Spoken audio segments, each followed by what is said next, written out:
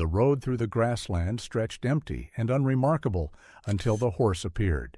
She stood directly in the path of the approaching vehicle, and she would not move. The travelers slowed, expecting her to drift aside the way wild horses usually do. Instead, she held her ground, her dark eyes fixed on the windshield, on the faces behind the glass.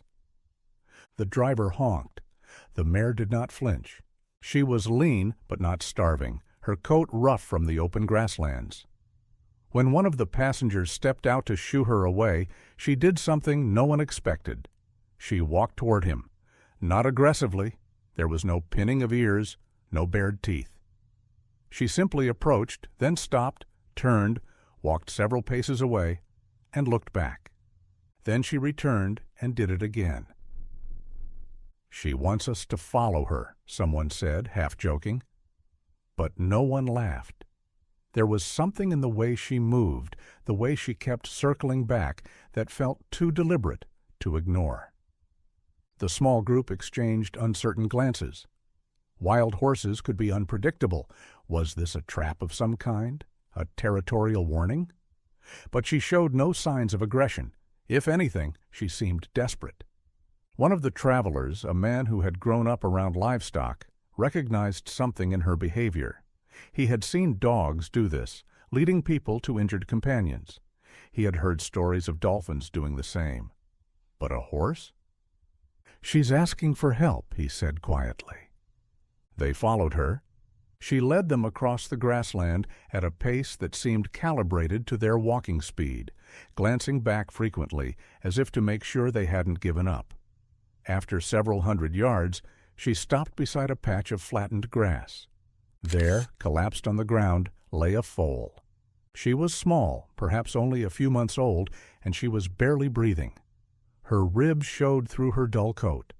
One of her legs was grotesquely swollen, the joint distorted, and even from a distance, the rescuers could see something thick and yellowish oozing from a wound. The mother horse stood over her baby, not threatening the approaching humans, just waiting, watching, as if to say, "I brought you here. Now do something." The travelers knelt beside the foal and understood immediately.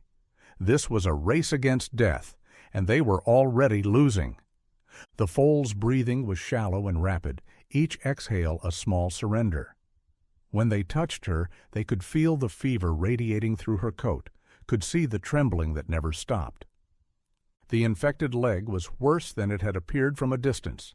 The swelling extended from the hoof nearly to the shoulder, and the wound itself was deep, suppurating, the flesh around it hot to the touch. The infection had clearly been raging for days, perhaps longer. How the little creature was still alive was difficult to comprehend. One of the rescuers tried to help her stand. She made the effort. Her front legs scrambled weakly against the ground, but the moment any weight shifted to the infected limb, she collapsed. The pain was simply too great. Through all of this, the mother horse watched. She stood close, never more than a few feet away, her ears swiveling between her foal and the humans. She made no move to interfere, no move to protect. It was as if she understood that whatever these strangers were doing, it was her daughter's only chance. A decision had to be made quickly. They could leave the foal here to die, which would happen within hours, certainly by nightfall. Or they could attempt to transport her to a veterinary clinic, knowing that the journey itself might kill her. There was really no decision at all. They fashioned a makeshift stretcher from jackets and positioned themselves around the foal. She was lighter than she should have been, all bone and fever and failing breath. They lifted her as gently as they could manage and carried her toward the vehicle. The mother horse followed every step. As they settled the foal into the back seat, draping her across their laps to cushion the ride, the mare stood at the car door. She lowered her head and breathed softly against her baby's face. The foal, too weak to lift her head, made a small sound, half whinny, half whimper. Then the door closed, and the engine started. The vehicle began to move, and the mother horse did not accept it. She broke into a run, keeping pace beside them, her hooves pounding the grassland. When the road curved, she cut across the open ground to intercept them. When they accelerated, she pushed harder, her breath coming in great heaving clouds. Inside the car, the foal heard her mother's voice. Despite everything, the pain, the fever, the failing body, she answered. A weak, wavering call that said, "I'm still here." The mother ran alongside them for nearly 2 miles before the road finally outpaced her. The last the rescuers saw of her, she was standing on a ridge, watching the vehicle disappear, her sides heaving, her eyes fixed on the distance that had swallowed her child. The veterinary clinic was small, the kind of place that served farm animals and family pets alike. The veterinarian on duty was a woman in her 50s, her hands roughened by decades of this work. She had seen a great deal in her career, but when she examined the foal, her expression grew very still. "The infection is severe," she said, probing the swollen leg with practiced fingers. The foal barely responded, a bad sign. "It's penetrated the joint. That's the worst possible scenario." She straightened and met the eyes of the people who had brought this dying creature to her door. She did not believe in false hope. "I need you to understand what we're dealing with. The infection has been progressing untreated for what looks like at least a week. The joint involvement means even if she survives, she may never walk properly. She's severely dehydrated, malnourished, and her body has been fighting this battle alone for too long." She paused, choosing her next words carefully. "Treatment may fail. Even survival could mean a crippled life. Many people in this situation would choose euthanasia. It would be merciful. It would end her suffering now."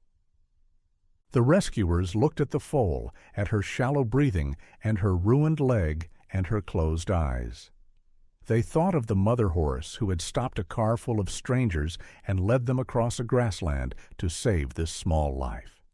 They thought of how she had run alongside the vehicle, refusing to let her baby go alone. "If there's even a chance," one of them said, "we want you to try." The veterinarian studied them for a long moment. Then she nodded slowly. "I'll try," she said, "but you need to be prepared for the worst." The first treatment began immediately. The wound had to be cleaned, not a simple surface cleaning, but a deep, thorough debridement of infected tissue. The foal was too weak for full anesthesia, so they worked with local numbing agents and gentle hands, draining the accumulated pus, flushing the wound with antiseptic, removing the tissue that had begun to die. Through it all, the foal lay still. Whether from exhaustion or trust or simply having nothing left to fight with, she accepted the pain without struggle. Her breathing remained shallow, her eyes remained closed. When it was over, the veterinarian administered the first of what would be many injections, antibiotics, anti-inflammatories, fluids to combat the dehydration. She wrapped the leg in clean bandages and stepped back. "Now we wait," she said. "The next 48 hours will tell us everything." The days that followed were difficult in ways none of them had anticipated. The foal needed wound care twice daily, a process that involved unwrapping the bandages, cleaning away the discharge that continued to seep from the infected joint, applying fresh antiseptic, and rewrapping everything securely. Each session revealed the same troubling reality: thick yellowish pus still draining, tissue still angry and inflamed, healing still uncertain.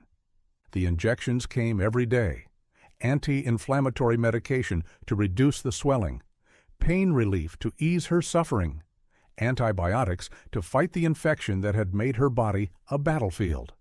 The foal learned the routine, the approach of human hands, the brief sting, the slow withdrawal. What struck everyone who cared for her was how she accepted it all. She did not kick. She did not bite. She did not struggle against the restraints they didn't need to use. When the wound cleaning began, the most painful part of each day, she would sometimes flinch, sometimes tremble, but she never tried to escape. She seemed to understand, in whatever way an animal can understand, that these humans were trying to help her. The most challenging work was the physical therapy. The infection had caused her leg to contract.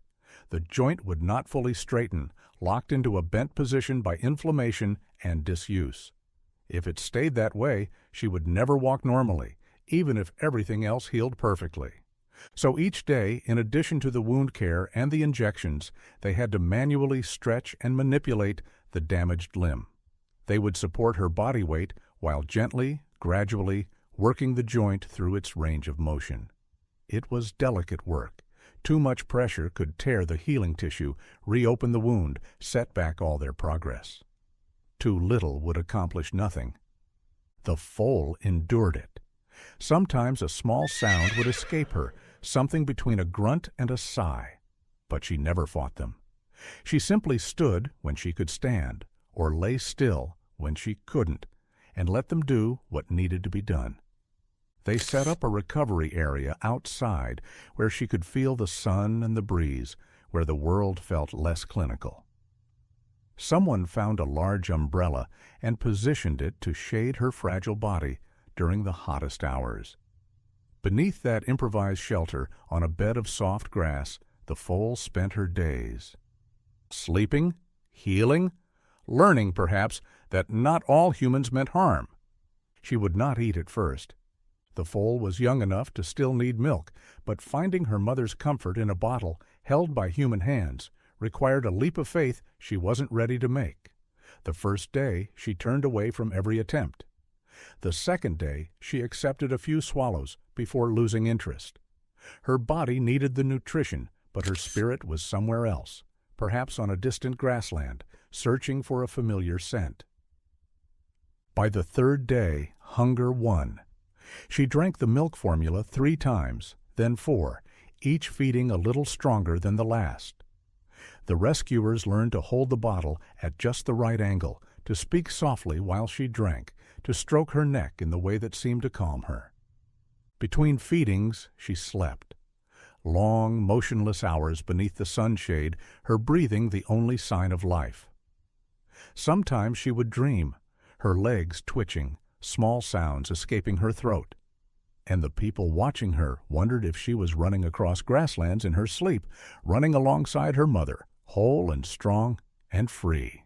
The humans spoke to her the way people speak to things they love. Gentle words, soft encouragements, the kind of one-sided conversations that would seem foolish to anyone who wasn't there. "You have to live," they would tell her. "You have to keep fighting." Whether she understood the words was unknowable, but she seemed to understand the tone. When someone approached, she would sometimes lift her head and watch them, her dark eyes following their movements. When a hand reached out to touch her, she would lean into it, just slightly, seeking the contact. She was so vulnerable, so small against the vastness of what she was fighting. In her weakness, she reminded them of every fragile thing that had ever needed protection, of children, of elderly parents, of anyone who had ever depended on the kindness of others to survive. Her mother was never mentioned, but she was present in everything. In the way the foal would sometimes lift her head and look toward the horizon, as if listening for hoofbeats. In the soft, questioning sounds she made when she woke from sleep. In the space beside her that remained empty, waiting. No one knew if the foal would survive the week. The infection was still raging beneath those careful bandages. The leg was still too swollen, too damaged, too uncertain.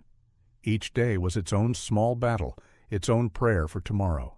But she drank her milk. She accepted her medicine. She let them work on her leg. And each night she was still breathing when the sun went down. It was enough. For now, it was enough. The third morning began with panic. The rescuer, who had taken primary responsibility for the foal's care, woke early, as had become his habit. He walked out to the recovery area with a bottle of warm milk, already rehearsing the gentle words he would use to wake her. The sunshade was there, the bedding was there, the foal was not. His heart seized. In the gray light of early morning, he scanned the area frantically, his mind racing through terrible possibilities. Had she wandered off to die? Animals did that sometimes, crawled away from care to meet their end alone. Had something taken her? Had she suffered some crisis in the night, some final collapse that had sent her stumbling blindly into the darkness? "She's gone," he called out, his voice cracking. "The foal is gone." Others came running. They spread out across the property, calling to each other, searching every shadow and corner. The minutes stretched like hours. Each empty space they checked felt like confirmation of the worst. Then someone shouted. She was in the tall grass behind the main shelter, perhaps 50 yards from where she had been sleeping. She was standing on all four legs, her head turned toward the approaching humans, her ears pricked forward with something that looked almost like curiosity. She had walked there on her own. The rescuer who found her stopped at the edge of the grass, afraid to move, afraid to breathe, afraid that any sudden action would break whatever spell had made this possible. The foal who couldn't stand 3 days ago had walked 50 yards in the night and was now standing quietly in the morning light, watching him approach. When he finally reached her, he knelt in the grass and examined her leg. It was still bandaged, still swollen, still far from healed. But it was bearing weight. Not much, she was favoring it heavily, but the hoof was touching the ground, the joint was bending, the muscles were working. The manual therapy was working. The treatment was working. Her body, against considerable odds, was fighting back. He looked up at the foal, at her dark eyes watching him, and he understood something with sudden clarity. She hadn't wandered off to die. She hadn't given up. She had chosen to live, and she had taken her first steps toward proving it. By the 5th day, she was a different creature. Not healed. Healing is a slow business, especially when the damage runs as deep as hers did. But transformed in ways that made the people caring for her stop and stare, that made them call each other over to witness, that made them shake their heads in quiet wonder. She could stand now without help, not for long periods and not without visible effort, but she could rise on her own power and hold herself there, all four legs working together the way nature intended. The injured leg was still weaker than the others, still needed to be favored, but it was no longer useless. It was no longer the anchor dragging her toward death. More remarkable still, she was grazing. They had moved her to a small enclosure with good grass, and she had begun to eat it. Real food, taken from the earth the way horses are meant to eat. She would lower her head carefully, the motion still caused her some discomfort, and pull at the grass, chewing slowly, savoring something she probably thought she would never taste again. The bond between her and her caretakers had deepened into something neither side fully understood. When the man who had found her approached the enclosure, she would walk toward him, not out of fear, not expecting food, but seeking him. She would stand close and let him stroke her neck, leaning into his hand, her eyes half closed. "She likes you," someone said, and he had no response that didn't sound ridiculous, so he said nothing. But he felt it too, this strange connection to a wild creature who had learned in her time of greatest need that humans could be trusted. The veterinarian came for a follow-up examination.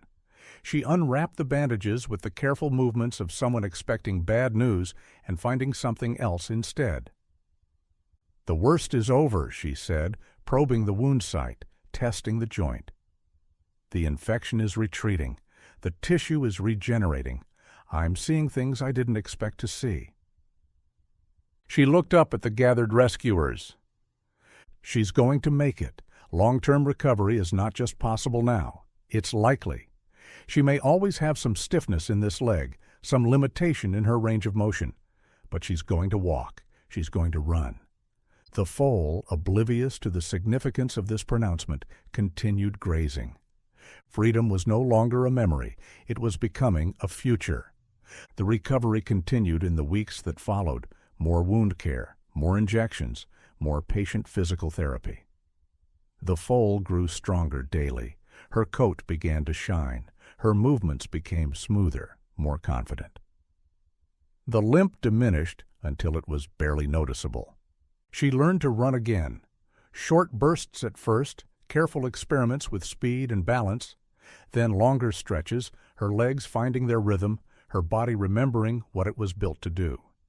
The people watching her felt something catch in their throats every time she broke into a gallop. This creature, who had been dying in the grass, now racing across the enclosure with something that looked very much like joy. In quieter moments, they thought about her mother. How had she known? What instinct, what intelligence, what desperate hope had driven a wild horse to stop a vehicle full of strangers and lead them to her dying child? Animals are capable of more than we often give them credit for, but this seemed to exceed even generous estimates. She had understood that her baby was dying. She had understood that she couldn't save her alone. And she had understood, somehow impossibly, that the strange, two-legged creatures in the metal box might be willing to help. It was a gamble that could have ended in disaster. Wild horses have reason to fear humans, but she had weighed the risks and made her choice, and her choice had saved her daughter's life. Some who hear this story will point out that certain details may be dramatized. The mother running alongside the vehicle, for instance, has the shape of legend. Perhaps it happened exactly as described. Perhaps the distance was shorter, the pursuit less dramatic. Such things grow in the telling, but the core of the story is verifiable. The medical records exist. The photographs of the wound care, the sunshade shelter, the daily feedings and therapy sessions, all documented, all real. A wild foal was found dying of infection. Humans chose to save her, and against considerable odds, they succeeded. The foal is thriving now. She eats on her own, moves on her own, lives with a freedom she nearly lost forever. The plan is to return her to the grasslands when she's fully healed, to give her back to the wild that should have been her birthright. Perhaps she will find her mother again. Wild horses have long memories and strong bonds. Perhaps on some bright morning she will crest a hill and see a familiar figure waiting, and they will stand together in the grass, breathing each other's breath, restored to each other at last. Or perhaps not. The grasslands are vast, and wild things have their own paths to follow. But this much is certain. A mother trusted strangers with the thing she loved most in the world, and the strangers did not fail her.